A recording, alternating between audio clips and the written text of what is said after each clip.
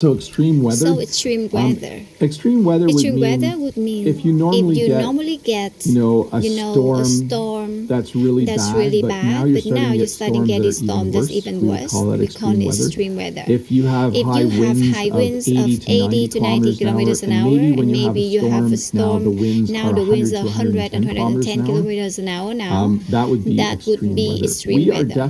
We are definitely experiencing extreme weather here in Canada. We had more summer days over 30 degrees Celsius last year than we have had in many decades. So extreme heat can also be extreme weather.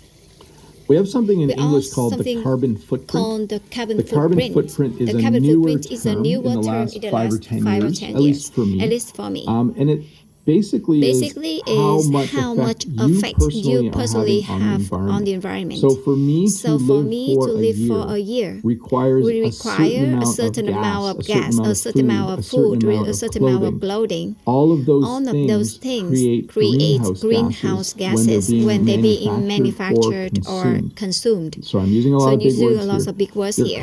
Your carbon footprint simply refers to how much greenhouse gases you personally have created in order to live. If you fly on a private jet every week, you create a lot of greenhouse gas, and your carbon footprint is enormous. If you live in a small apartment and you eat really healthy food and you ride a bike everywhere and don't drive the car, your carbon footprint is very tiny. So we definitely want to think about what our carbon footprint is as we go through our daily life. When we talk about things that are good for the environment, we say that they are earth-friendly or they're environmentally friendly. We do certain things because they are good for the environment. As much as we just talk about many things that are bad for the environment, there are more and more things every year that humans are doing that are good for the environment. One of those is composting. So we do not put our food scraps in the garbage. We have a separate pail and we call it our compost pail. And that's where you put things like the tops of your carrot. When you get your vegetables ready and there's some leaves that are brown that you can't eat, you throw it in the compost. You can in some places also throw in your like moldy cheese or milk that's gone sour. We actually have a compost pickup by a truck. Garbage day, a truck comes once a week and it picks up our garbage, our compost, and our paper recycling, our metal recycling, our plastic recycling, and our paper recycling is on separate. But I'll tell you a little secret because I live on a farm. All of our kitchen scraps from fruits and vegetables we give to our chickens. Our chicken like to eat them. We compost everything else, but we don't compost. So in Canada, in Ontario, we have a composting system. All of your kitchen scraps go to a central location, and they're put in a big pile, and then they just decay and decompose, and when it's all done, you have really good fertilizer. We also use more and more things that are biodegradable. Let me say that one more time. When something is biodegradable, it means that it's made of all natural substances. And if you throw it on the ground, over time it would just decay and disappear. I use the word decay a lot. Decay is when something goes from brand new and slowly disappears. Bacteria and insects and different things eat it.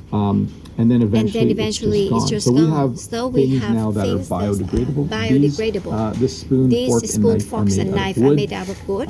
Bamboo, some of our biodegradable stuff are made out of bamboo. Let me say that word one more time. Biodegradable simply means that it will decay when being left in the environment because it's made of all natural materials. In Canada and in many other places in the world, we have recycling programs. Recycling is when you take something that humans have made and then you use it again to make new things. In Canada, we recycle our metals, we recycle our paper, we recycle our plastic, and we're not very good at it though. Okay, we're getting better, but we still have a lot to do to get. We're not perfect. In fact, we sometimes send our recycling to other countries to have them recycle. But I think we're trying to become more self-sustained when it comes to recycle. So metal, paper, plastic. In fact, if you watch my videos, you'll notice I have an old vehicle in the middle of my yard. I actually had it taken away to get recycled last week. So it was no longer drivable. But they will recycle the vehicle. They will take off the tires. They will take all the metal. They will basically take the car apart and recycle all of the reusable things in it. But recycling, I think around the world, we can all continue on working better at it, including my countries. We need to get a little better at it. At school, some students still throw their recyclable stuff in the garbage. It bothers me. We often say this. One of the best things to do for the environment is the three R's. To reduce, reuse, and recycle. So when you reduce, you just use less of something. So if I wanted to be helpful for the environment, I could just reduce the amount of gas that I use. Okay? I could just drive less. And I would be reducing the amount of gas. Another thing I could do is I can keep my house cooler in the winter and warmer in the summer so that I use less electricity. Reuse simply means if you have something that can be fixed, fix it instead of buying new one and reuse that item. I reuse my shopping bags. So I have bags that I reuse all the time. And then recycle, we just talk about. When you recycle, it means you take the plastic and you melt it and you make new plastic. Or you take the metal and you melt the metal down and you create new metal. So reduce, reuse, recycle. You'll see this. The three arrows on many things. If you recycle. And it looks like this. So the recycling symbol. All of our products in Canada have a recycling symbol on it. Almost everything. I should have brought something. I don't have anything with me, but almost all of our plastic products have a symbol on it saying that it is recyclable. And that's the recycling symbol. Let's see here. Clean energy and green energy. So clean energy and green energy are the same thing. They are any form of energy that's created naturally. So electricity from wind turbines is clean energy. Electricity from solar panels is clean energy or green energy. So it's kind of the opposite of fossil fuels. Okay, so clean energy and green energy are things definitely like they built a lot of wind turbines around me to generate clean energy for green energy. So notice I'm using energy and electricity interchangeably. We sometimes do that. We'll say energy. Oh, it's to generate energy. We mean electricity. Most of stuff. There's also renewable energy, which is the same. So anything like wind or sometimes we build a dam so that we can generate hydroelectric power. And then solar as well. So all of those are renewable because they're sources of energy that just keep generating energy. You don't have to put fuel in order to get energy from them. One thing people do that is good for the environment is they carpool. When you carpool, instead of me driving to work by myself, if there was another teacher along the way, we would drive together. Unfortunately, no other teachers live near me, but at my work, there are a number of teachers who carpool. They come to work in the same car, so they take turns driving to work, so that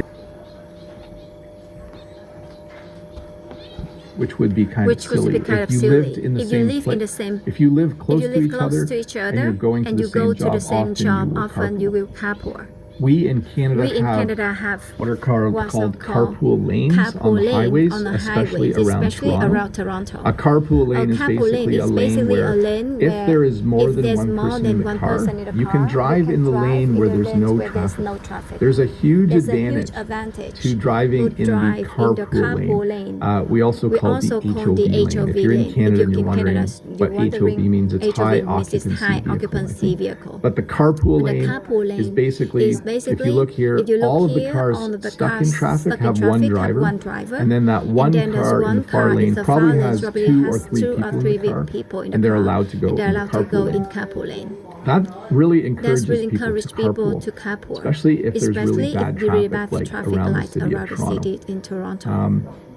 We have many things that are energy efficient. Okay? So every year I get more windows in my house replaced because the windows I have are not energy efficient, but I have energy efficient windows installed. So we didn't have any done last year, but 2 years ago, I had five windows replaced. A person came and we took the windows out and put energy efficient windows in. It's very important. In countries where you heat your houses in the winter, to have energy efficient windows, because in the long run, it saves you money.